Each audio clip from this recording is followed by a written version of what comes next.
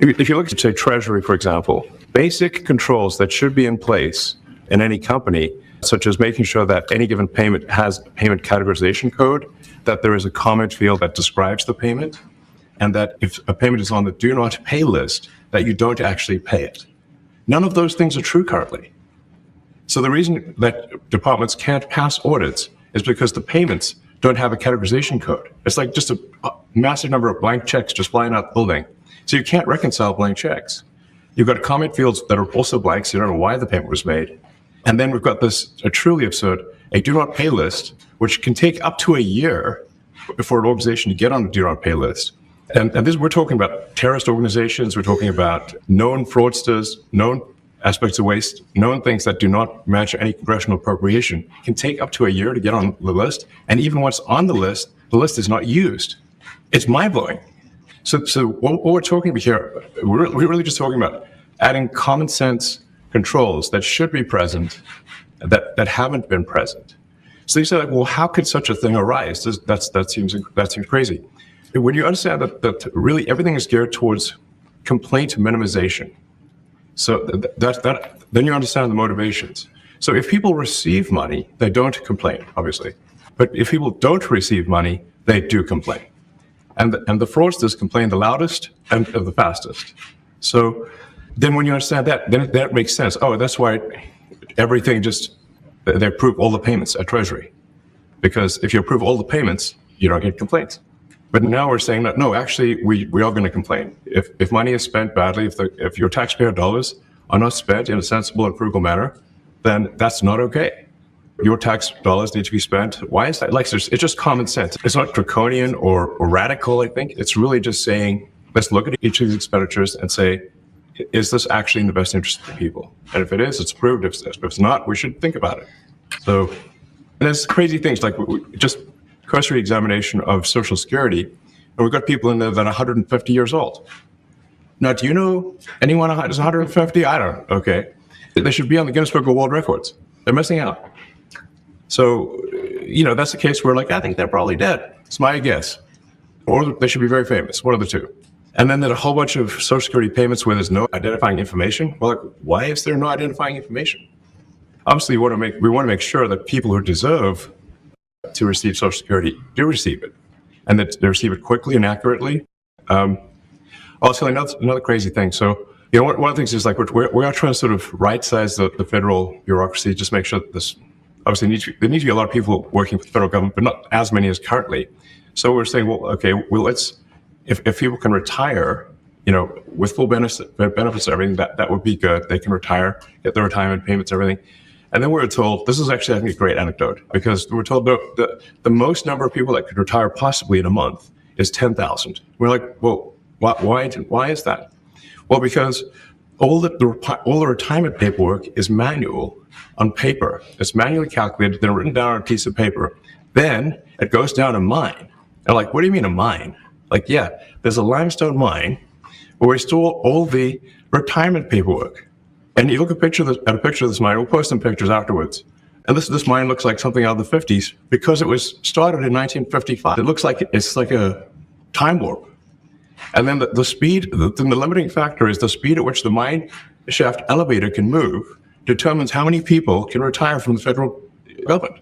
And the elevator breaks down sometimes, and then nobody can retire. Doesn't that sound crazy? There's like 1,000 people that work on this.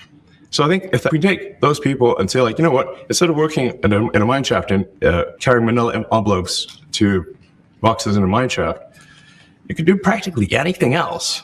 And you would add to the goods and services of the United States in a more useful way. So anyway, so I think, that's an example. At a high level, if you say, like, how do we increase prosperity, is we get people to shift from roles that are low to negative productivity to high productivity roles. And so increase the total output of goods and services, which means that there's a higher standard of living available for everyone. That's the actual goal.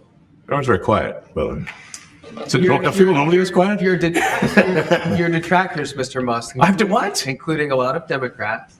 I have detractors? You do, sir. I don't believe it. Say that you're orchestrating a hostile takeover of government and doing it in a non-transparent way. What's your response to that criticism? Well, first of all, you aren't going to get what they voted for. And that's what democracy is all about. Mr. Musk, the White House says that you will identify and excuse yourself from any conflicts of interest that you may have. Does that mean that you are in effect policing yourself? What are the checks and balances that are in place to ensure that there is accountability and transparency? Well, we actually are trying to be as transparent as possible. In fact, we post our actions to the Doge handle on X and to the Doge website.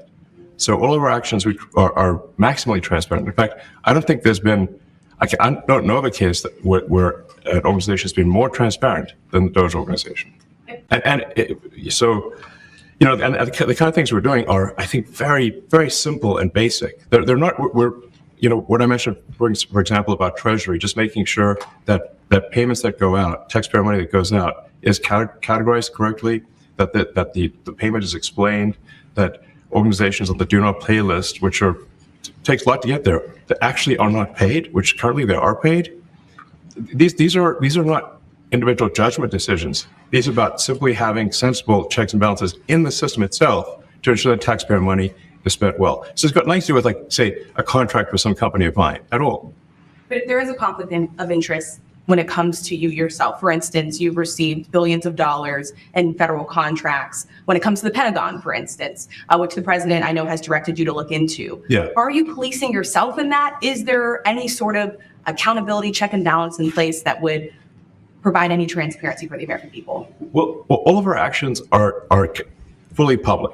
So if you see anything, you say, like, wait a second, hey, Elon, that seems like maybe that's, you know, there's a conflict there.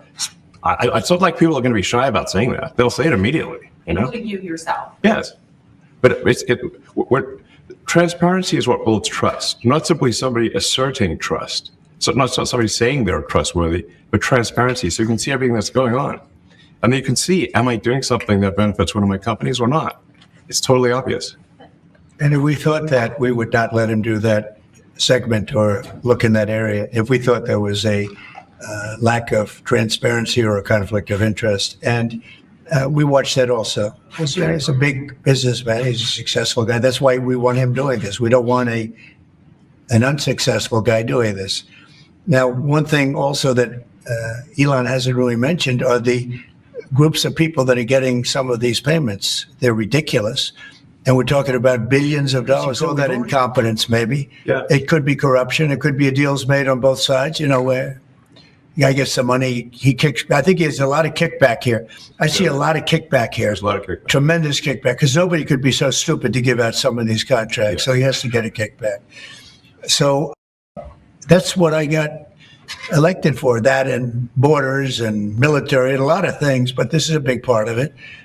And I hope that the court system is going to allow us to do what we have to do. We got elected to among other things, find all of this fraud, abuse, all of this horrible stuff going on.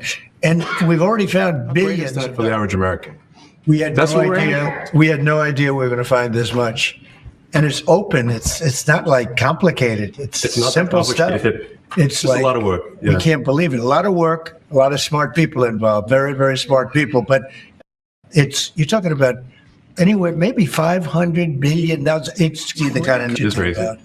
You know, normally when you're looking at something, you'll find you look at 1 out of 100. Here, you're almost reversing it. You look for one that's good.